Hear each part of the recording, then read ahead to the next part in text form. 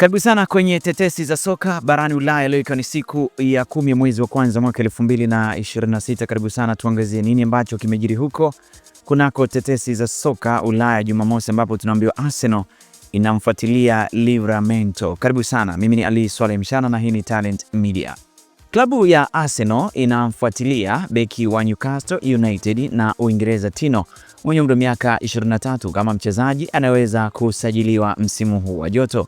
Lakini klabu ya Aston Villa wanafikiria mpango wa kumrejesha kiungo wa kati wa Atletico Madrid na Uingereza Kono mwenye umri wa miaka 25 kwenye ligi kuu. Sasa Atletico inafikiria pia ofa za takriban pound milioni 35 kwa Gallagher, lakini mengi yatategemea vikwazo vya kifedha vinavyokabili klabu hiyo ya Aston Villa. Kiungo wakati wa Hungary Dominic mwenye umri wa miaka 25 amefikia makubaliano ya kuongeza mkataba wake na Liverpool, akikatisha tamaa klabu ya Real Madrid na Bayern Munich walionyesha nia ya kutaka kumsajili. Kwingineko, klabu ya Manchester City wamekubali mkataba wa kumsajili kiungo wakati wa Scotland mwenye umri wa miaka chini ya 17 Keir pia mwenye umri wa miaka 15 kutoka Hearts, na taarifa zinaeleza muda wote mambo yanaweza kuwa sawa. Kwingineko, Rangers wameiomba Sunderland kumsajili kiungo wakati wa Uingereza Dan Neil mwenye umri wa miaka 24 na winga wa Uingereza Romain Mando mwenye umri wa miaka 22.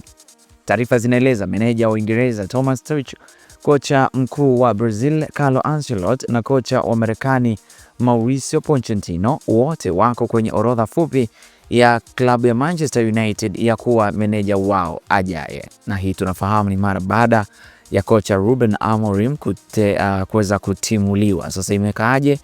Taendelea kukupa taarifa hizo. Kwingineko, Hull City wako kwenye mazungumzo ya kumsajili kiungo wakati wa Manchester United Toby mwenye umri wa miaka 22 kwa mkopo, lakini kocha mkuu wa Real Madrid Xabi Alonso amekuwa akilengwa kama mbadala wa meneja wa Manchester City Pep Guardiola. Juventus inaongoza katika kinyang'anyiro cha kumsajili kiungo wa Manchester City na Ureno Bernardo Silva mwenye umri wa miaka 31 mara tu mkataba wake utakapoisha mwishoni mwa msimu. Lakini klabu ya Brentford wamekubali mkataba wa pound milioni 8.7 na klabu ya Club Brugge ili kumsajili mshambuliaji wa Ubelgiji wa chini ya miaka 21 Kaye Furo ambaye sasa ana umri wa miaka 18.